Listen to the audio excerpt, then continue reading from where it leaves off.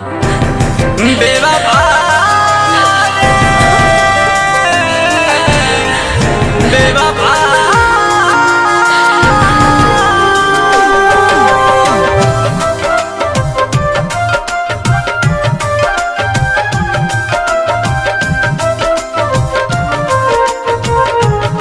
Music by Shams Jamil.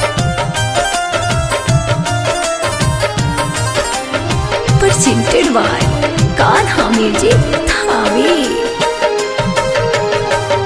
हमके रोइलू ठीक नहीं कैलू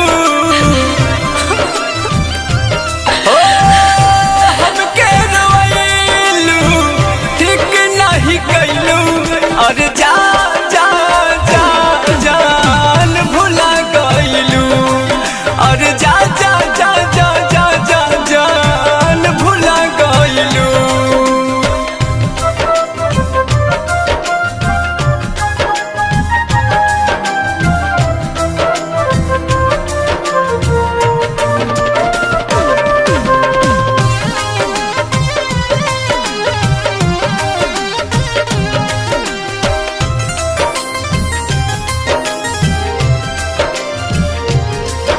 अरमान के हमरा तू सब तोड़ दिल बारू हो बिच राह में हमरा के तू छोड़ दिल बारू हो। अरमान के हमरा तू सब तोड़ दिल बारू हो बिच राह में हमरा के तू छोड़ दिल बारू हो बिच राह में हमरा के तू छोड़ दिल बारू हो। बहुते सतैलू हमसे दूर भइलू और जा जा जा जान भुला गइलू और जा जा जा जा जा जा जान भुला गइलू।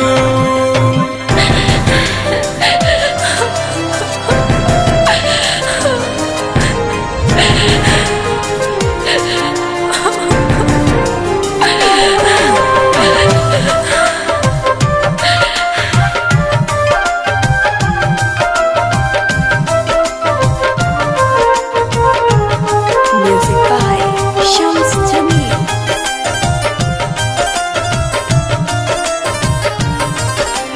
Presented by Kanha Music Thane. पहले तो कहत रहलू कब दूर न जाइब हो दिल से तोहके बीटू ना हम बिसराइब हो। पहले तो कहत रहलू कब दूर न जाइब हो दिल से तोहके बीटू ना हम बिसराइब हो दिल से तोहके बीटू ना हम बिसराइब हो। राइटर रविंदर संगे घर तू बसैलू और जा